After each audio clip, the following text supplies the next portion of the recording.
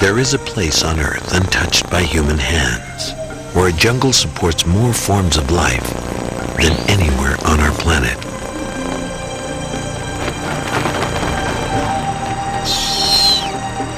Hidden for countless years in the far reaches of the upper Amazon, the place is an Eden called Manu.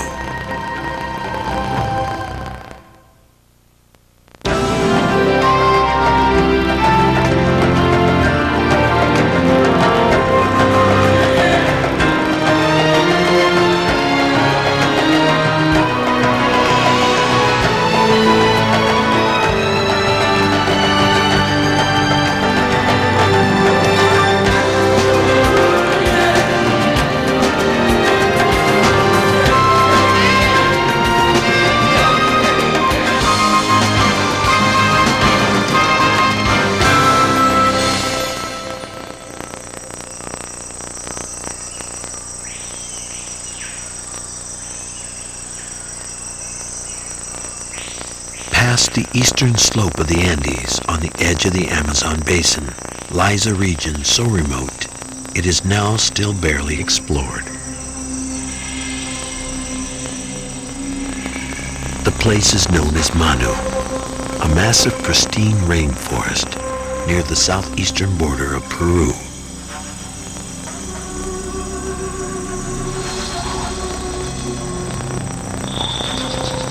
Through the heart of this region weaves the Manu River, a life-giving artery around which some of the Amazon's most endangered species continue to thrive.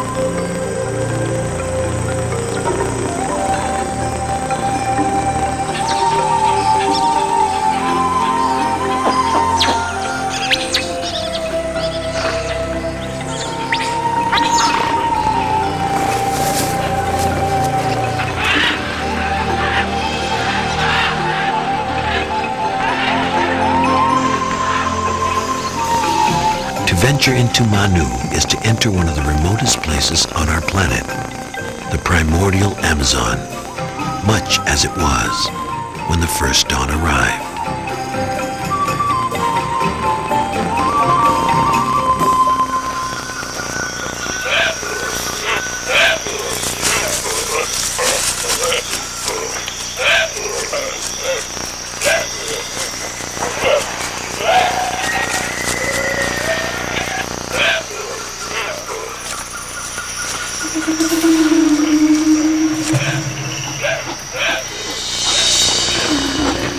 In Manu, the ancient rhythms of predator and prey remain unchanged.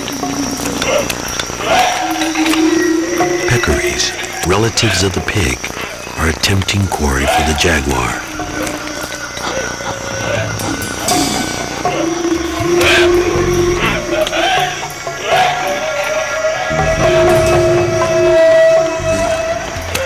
The wet season's bounty of plants and roots is quickly abandoned at the hint of danger.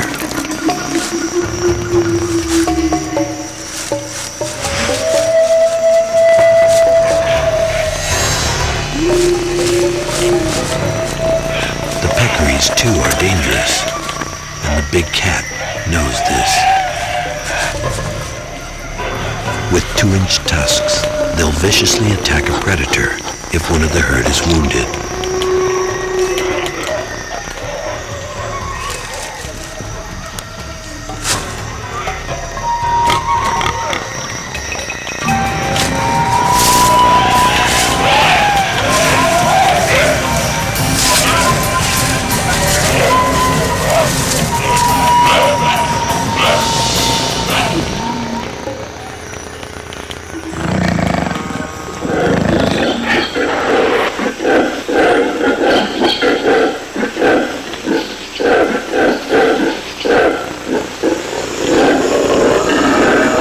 The unsuccessful hunt has disturbed a troop of howler monkeys. Their calls can be heard for miles and are used to guard their territory.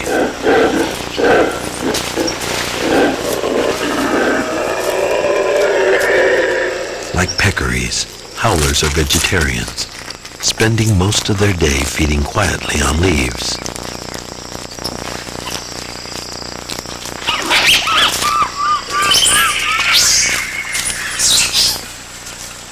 13 species of monkeys live in Manu, more than any other place in the world.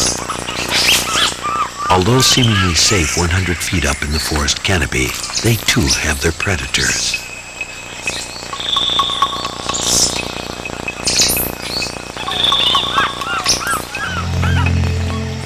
One of the most fearsome is the rare harpy eagle. With a 7-inch spread of talons, he can easily throttle a monkey.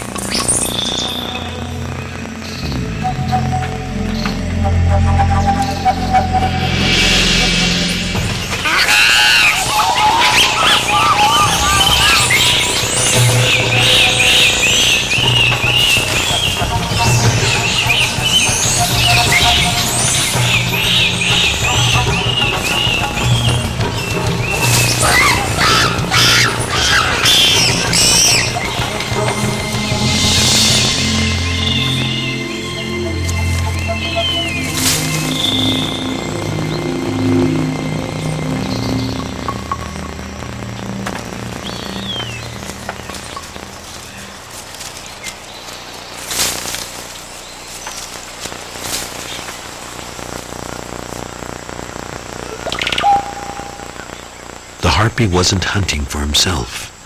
He has a nest in a dead Brazil nut tree. Mother and her chick await his return.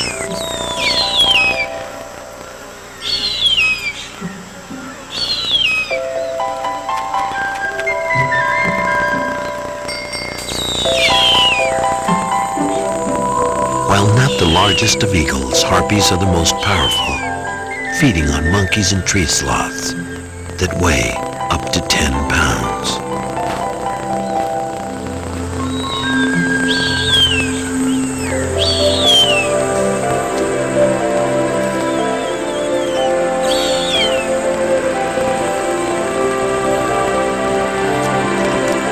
The male's job is done once he delivers his kill. Both parents bring food to the nest, but only the mother feeds the 2-month-old chick.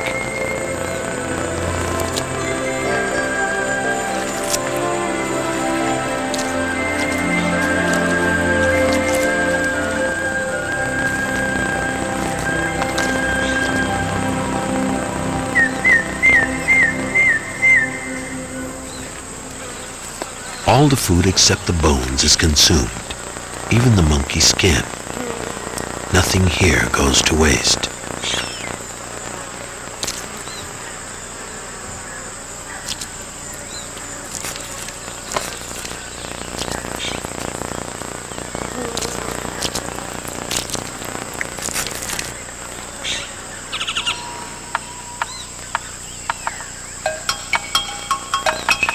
A yellow-tufted woodpecker shares the harpy's tree. Too small to serve as prey, it's merely a curiosity for the male harpy.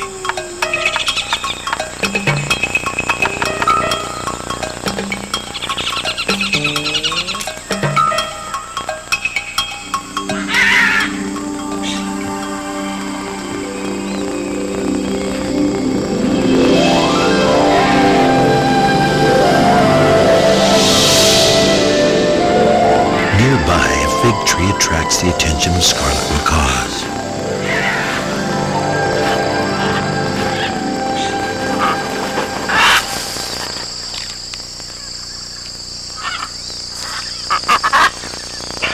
Fig trees fruit unpredictably, and when they do, they provide a feast for a wide variety of rainforest animals.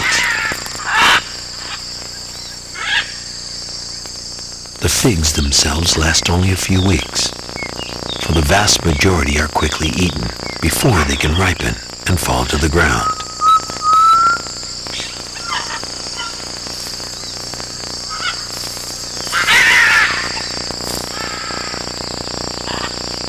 The fig tree does exact a price for giving away its fruits. Its seeds gain a ride in the bellies of the animals and travel far through the forest.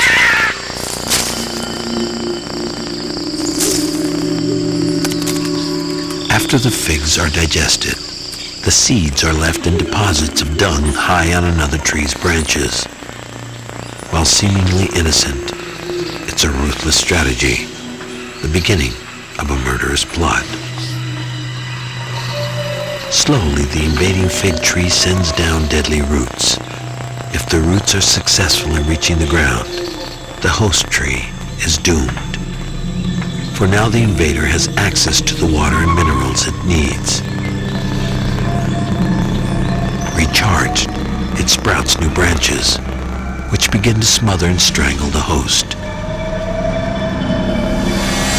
Gradually, during a battle that can last for more than 200 years, it's the strangler fig that wins, having killed its host, to gain a place where it can thrive and grow in the canopy.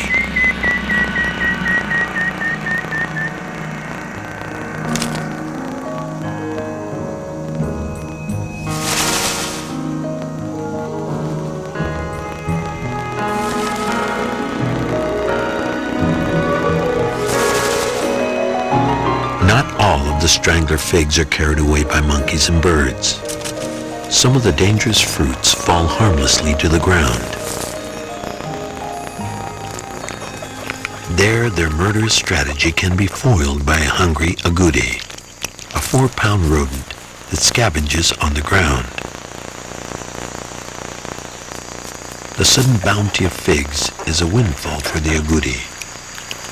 Yet the figs attract not only vegetarians, but also carnivores, searching for easy prey.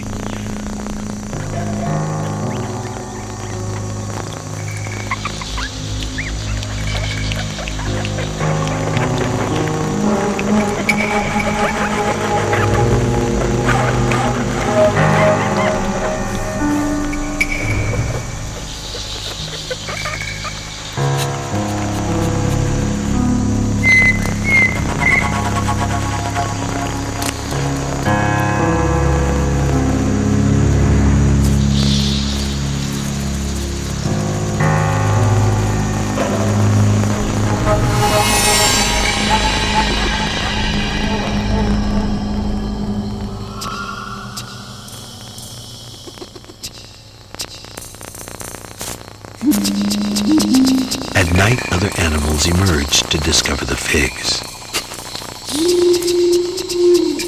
A 20-pound rodent called a paca wastes no time, nor does a Hercules beetle.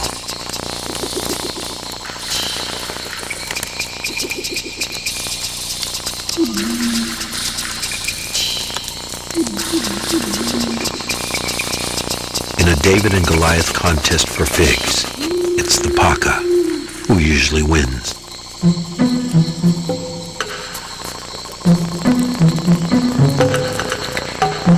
Again, the plants attract vegetarians, which in turn attract carnivores, winnowing out the weak, the unwary, and sometimes just the unlucky.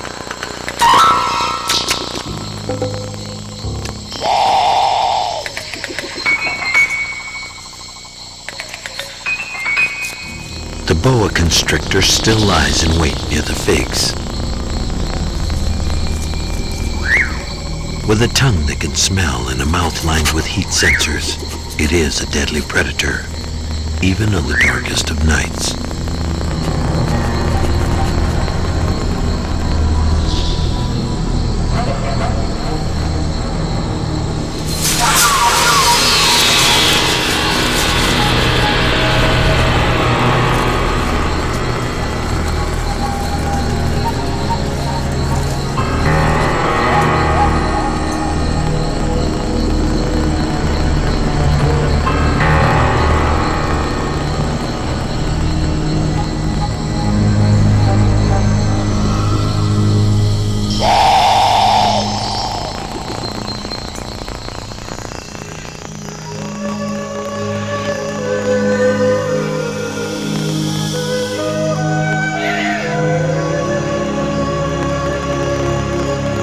As the Manu River winds through the jungle, it carves out cliffs, exposing rich clay.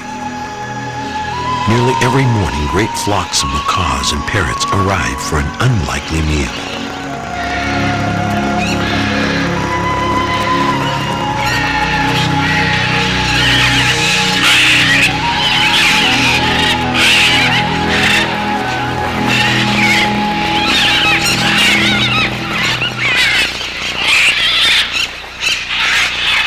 Macaws and parrots spend much of their day feeding on unripe seeds containing poisons.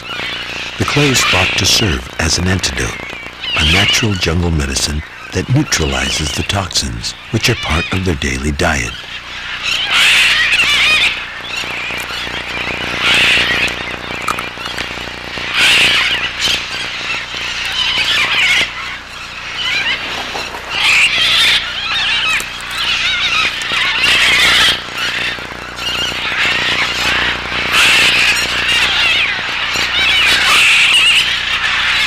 On the ground, the parrots are most vulnerable to predators.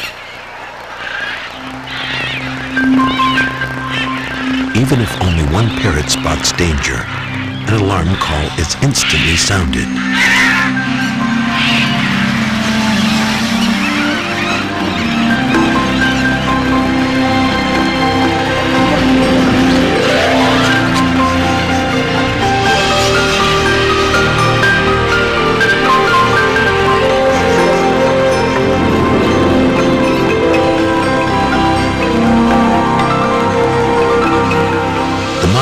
Not only carves cliffs, but also forms cochas, former river bends that have become isolated lakes.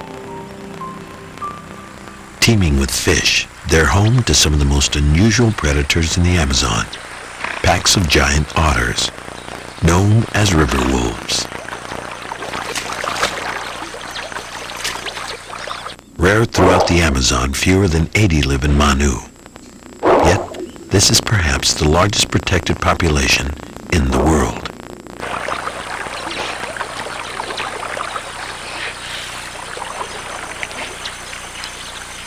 The otters live in extended families that include an adult breeding pair and their young.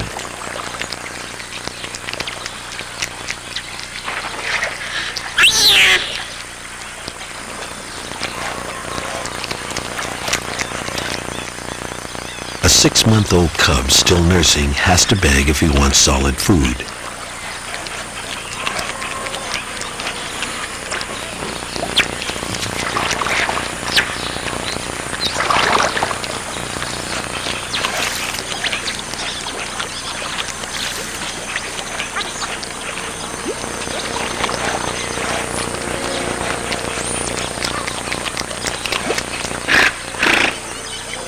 Begging doesn't work, the cub can try to steal.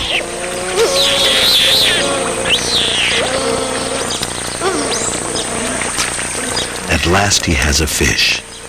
Now he must try to keep it.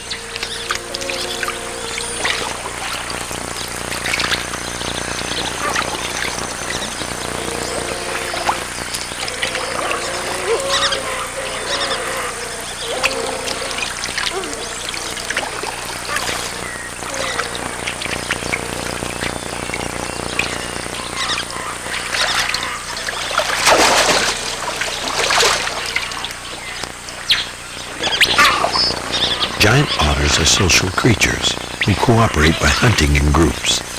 Within a few months, the struggling cub will be fishing the lake with his pack.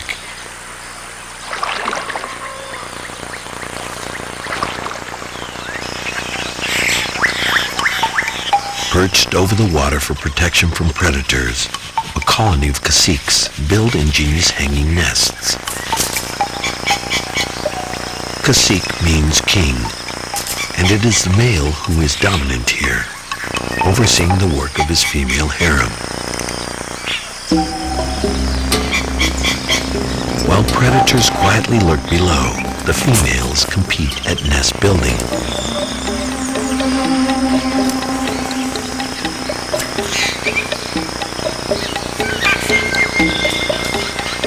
Stealing twigs from a neighboring nest is a common shortcut. For though they live in a colony, each bird is responsible for its own success or failure in building a home for its young.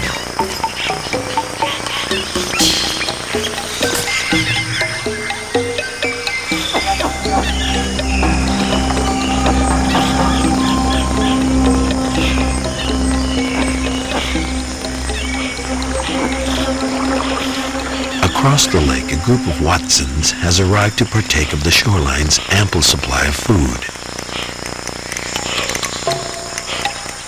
Watsons are one of the few birds that feed almost exclusively on marsh plants.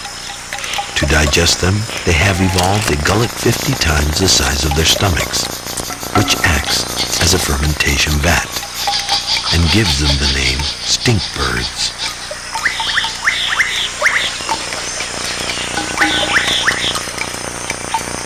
Watsons lay a single egg, which they incubate for a month. Only a few survive, for the eggs are considered a delicacy by marauding capuchin monkeys.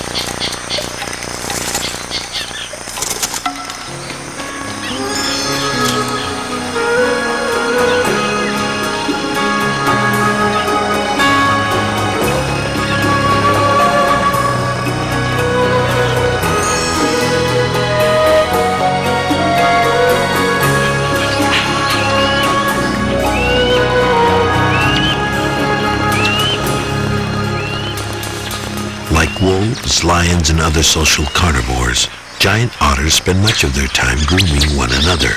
It is thought that grooming reinforces the bonds between family members.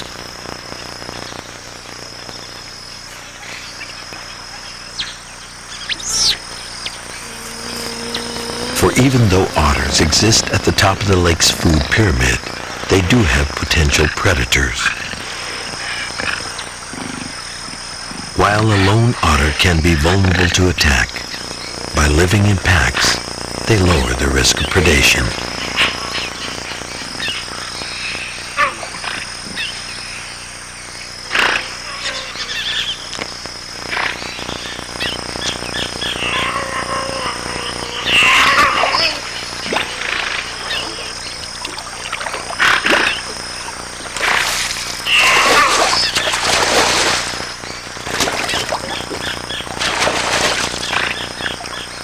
This time the jaguar must be content with smaller, easier prey.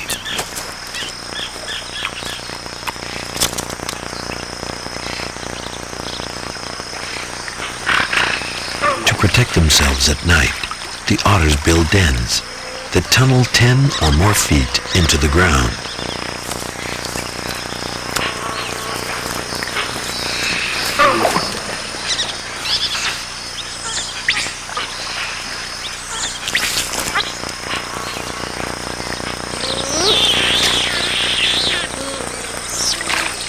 It is in their dens that the otters give birth to their young, and where they retire for safety at the end of every day.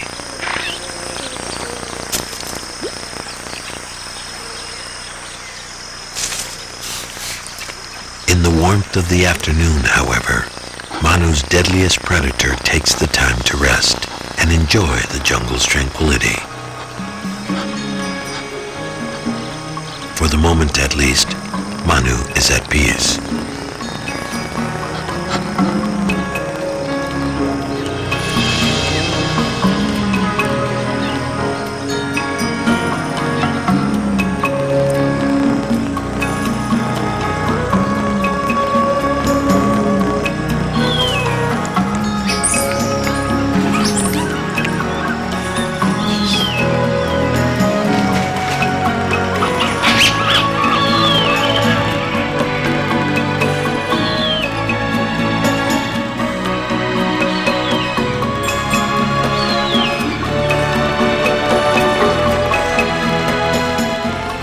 Feet above the ground, the powerful harpy mother labors for the needs of her chick.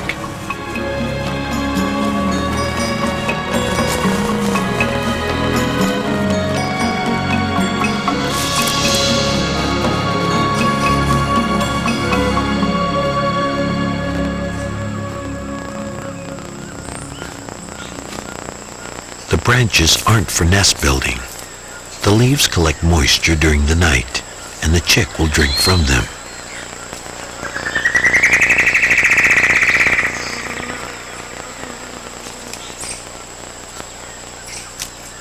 This rarely seen behavior may be the mother's way of protecting her chick from the effects of the hot tropical sun.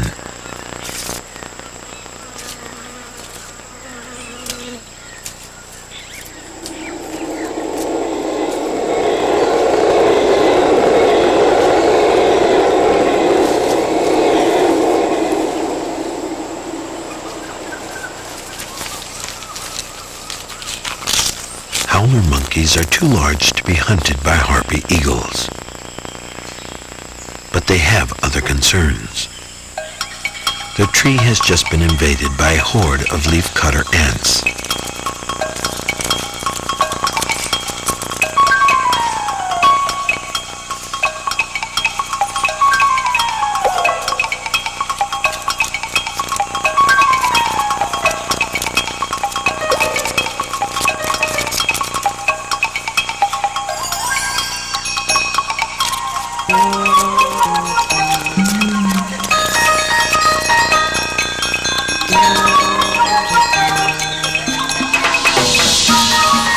A typical leafcutter colony includes 2 million members. Like an army equipped with pruning shears, they wreak havoc on the jungle's vegetation. The ants don't eat the leaves. Instead, they feed them to a fungus residing deep in their colony. It's the fungus they devour, cultivating it like a garden, day after day.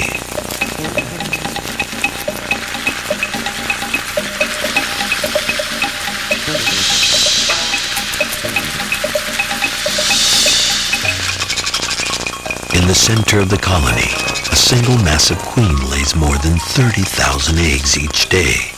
Fresh troops for the ravenous horde.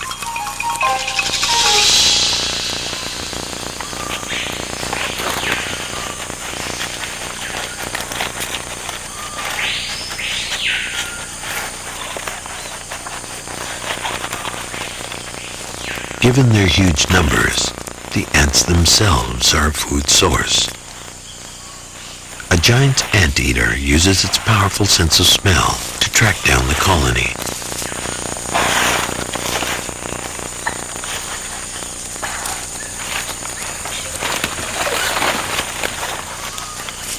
The anteater is a quintessential jungle specialist.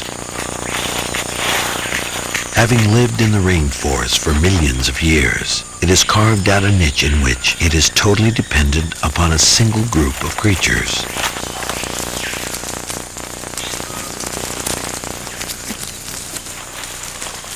Evolution has fused the anteater's jawbones shut and equipped it with a sticky 12-inch tongue that can lap up prey by the thousands.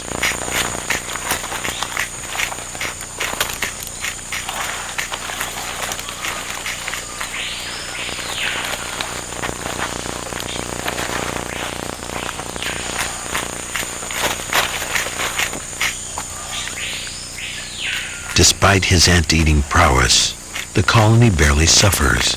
Even while the nest is being raided, the fungus gardens are being tended, new ants are being born, and the endless work of leaf cutting goes on.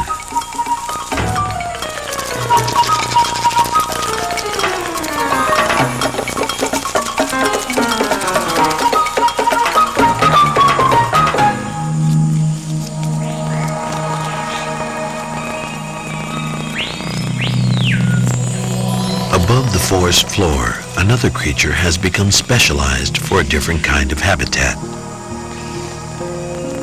Weighing barely 13 pounds, the tree sloth spends nearly its entire life in the rainforest canopy.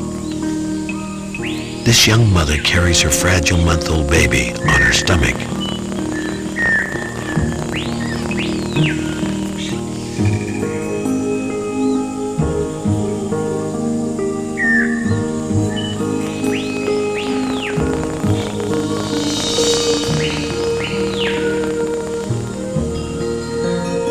Sloths feed on the leaves of nearly 100 species of trees.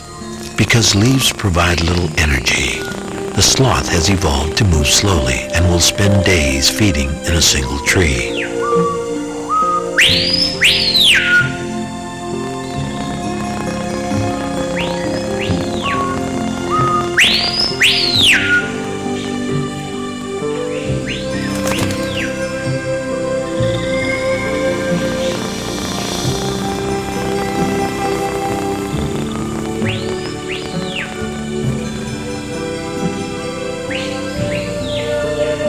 The baby will nurse for another month, and and the mother will tend to it for half a year. The youngster has only that short time to learn to survive on its own. For the moment, though, there's no need to rush.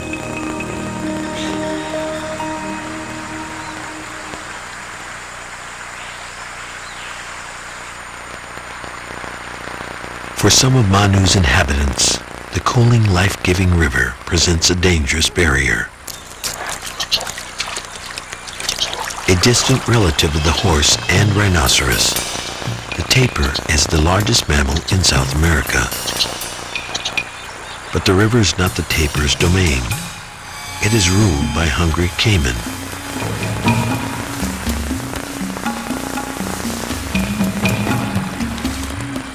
Relatives of the crocodile, caiman make a good living here by feeding on the unwary.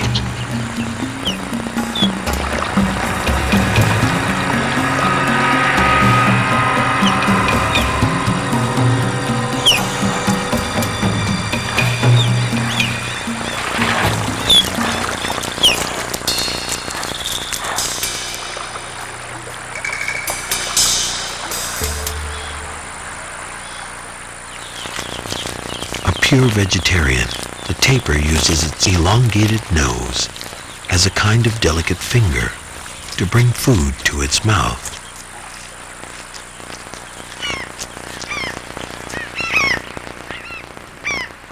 As summer approaches, rains become less frequent and wide beaches appear. As a river shrinks, inland lakes are cut off and the channels that once connected them dry up.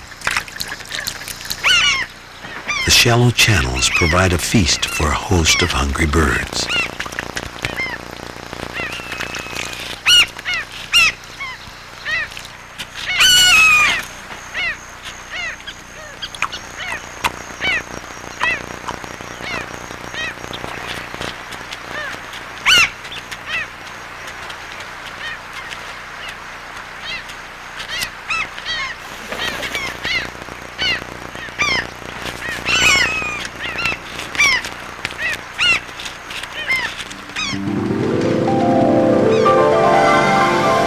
Emerging dry season beaches also attract great flocks of skimmers.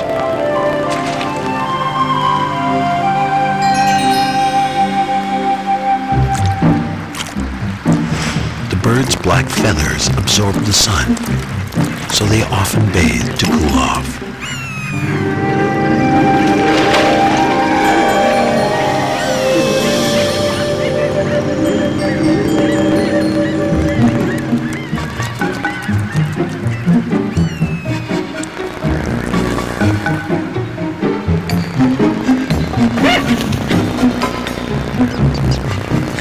Newly exposed beaches are temporary real estate, and the skimmers waste little time establishing their nests. The ravenous chicks will gorge themselves for the next month. Their parents force them to hurry, for at any time the river might flood and wipe the beaches clean. Life for the chicks is a race in which they must become large and strong enough to fly, and thus escape from predators and from the elements.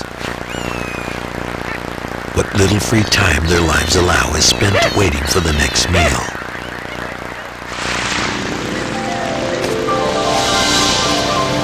The skimmer's specialized beaks allow them to plow the water and to snap up any fish swimming near the surface.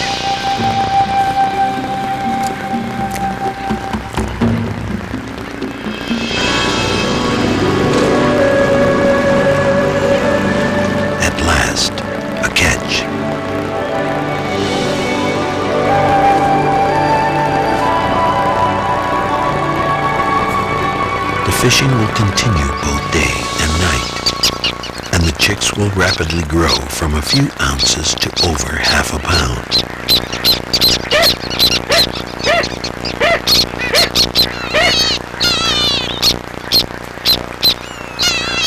Competition for food is fierce.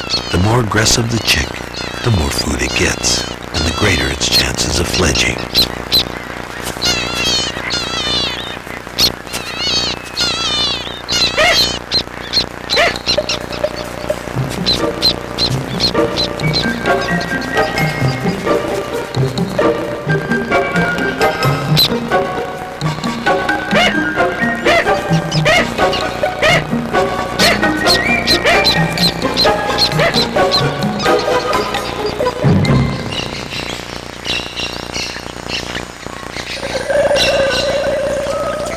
As the days become drier, the hot sun burns, and food for the animals in the canopy becomes scarce. A few trees begin to bloom, advertising their nectar with perfumed scents and vivid colors.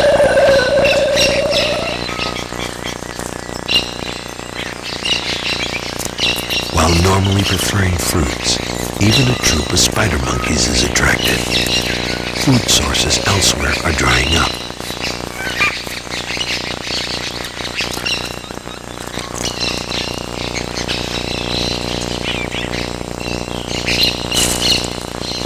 At 6 weeks old, the baby is already comfortable living 100 feet off the ground.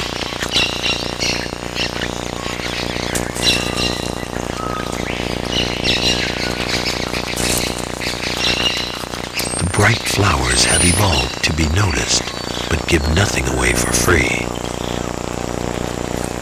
Their strategy is to attract an animal, then dust its face with pollen.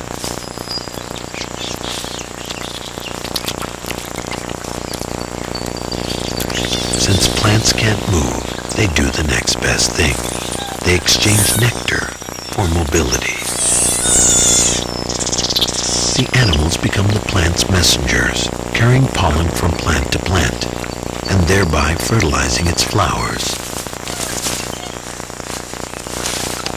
The miracle is that mindless plants have learned to manipulate the brainiest of Manu's primates.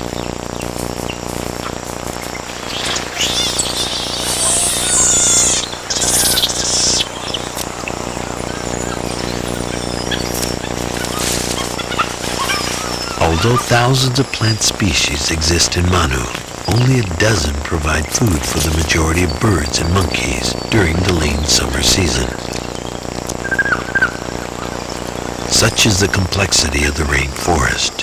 Remove a handful of trees and vines, and a vital food link is destroyed, condemning entire groups of animals to extinction.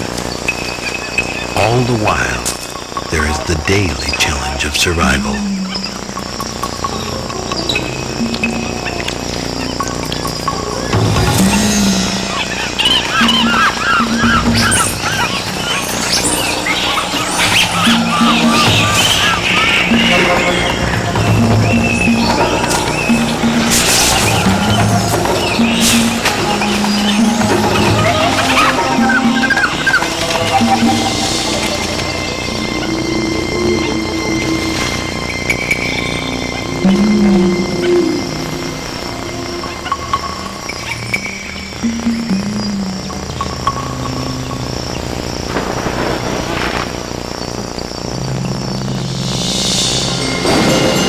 Though the wet season is still a few months away, shafts of cooling rain sweep across the forest.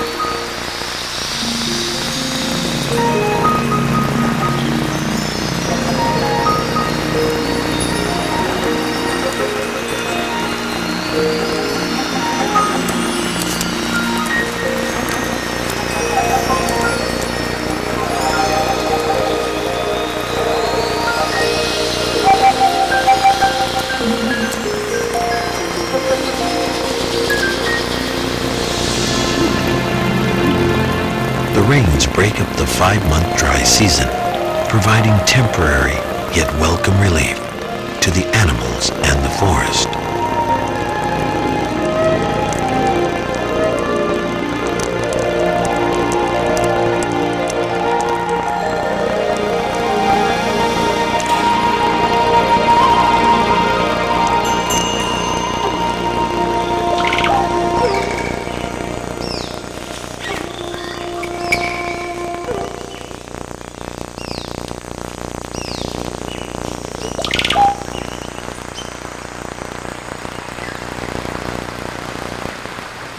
The rains were part of a larger storm in the mountains.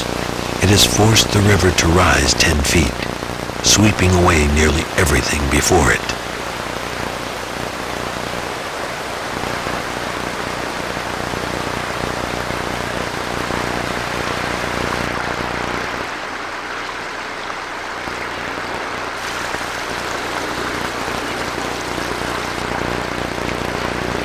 For animals nesting on the river's shore, the sudden flood means disaster.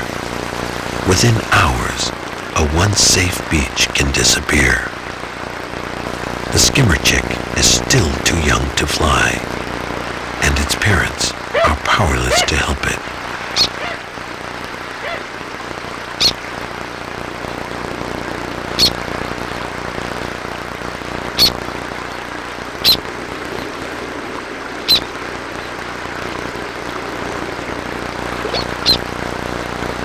As the beach slowly washes away, the chick is helpless and confused.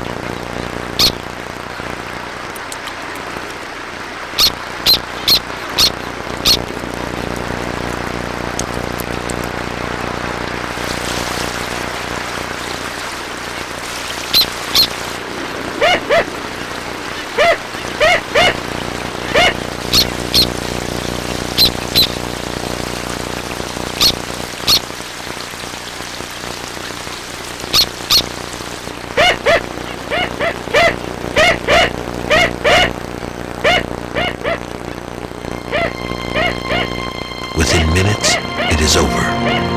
The river reclaims a life that for months it patiently nurtured.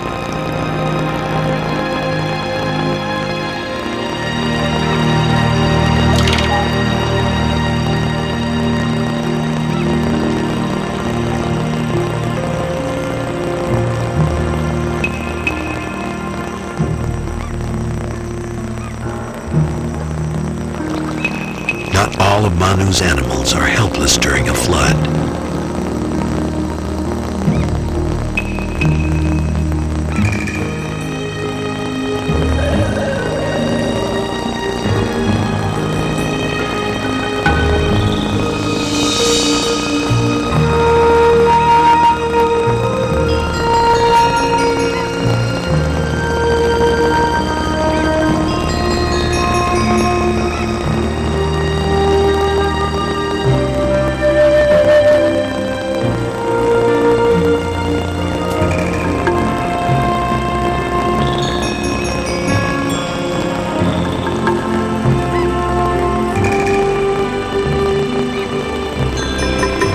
It will be another half hour before the sloth is safely back home.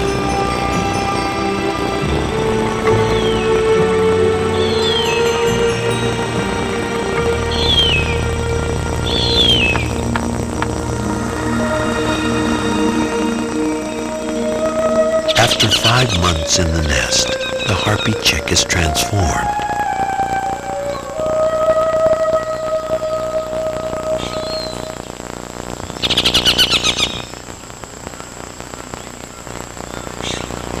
Not yet able to fly, the chick still relies on its parents for food.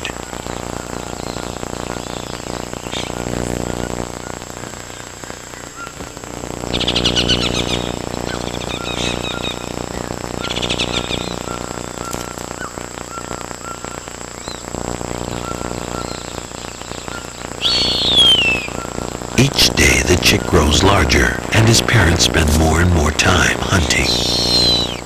Within a few weeks, he'll be ready to leave the nest.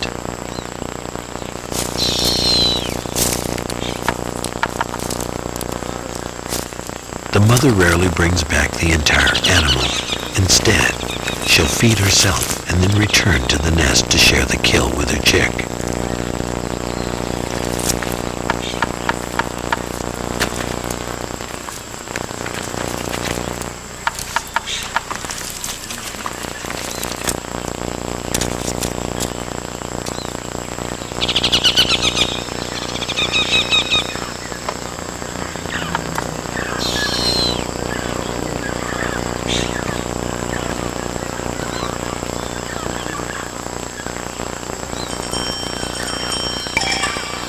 will still be a month before the chick can attempt to fly.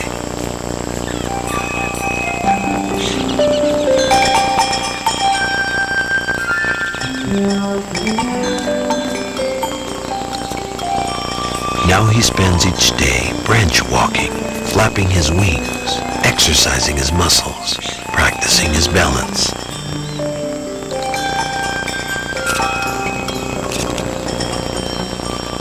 All is preparation for the day when he will finally soar through the forest.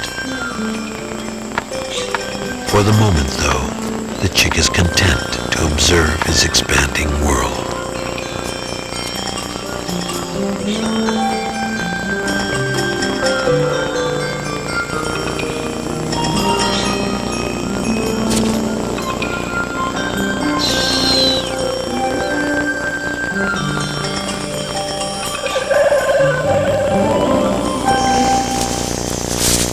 Nearby, a fruiting copaiba tree draws other residents of the canopy.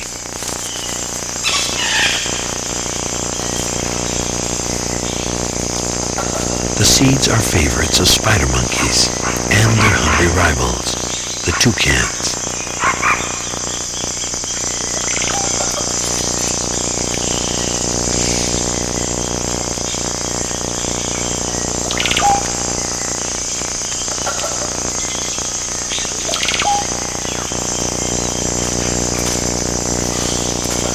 The spider monkey baby is now 3 months old.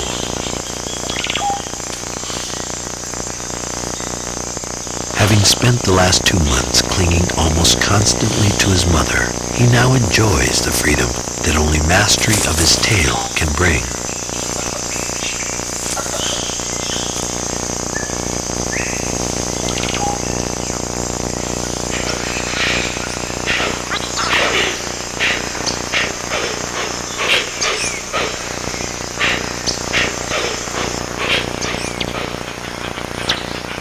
Far below the forest's sheltering trees, the baby otter has also grown. Each day brings more confidence and a keener sense of his world. For the Watson, life is also changing. The mother now has a chick to feed.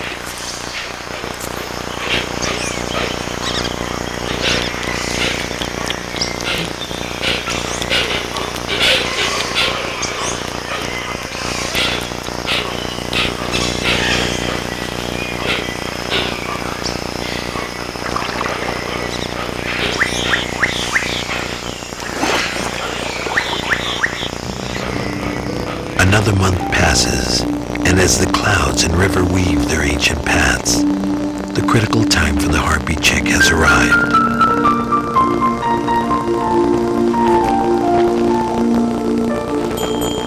Instinct now urges him to take to the air.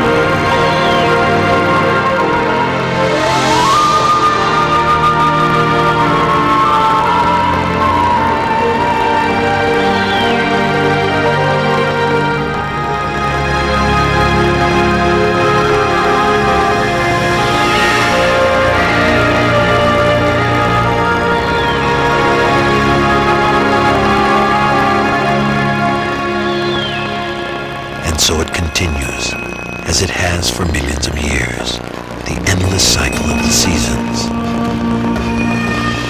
The ancient pursuit of predator and prey, of death and renewal.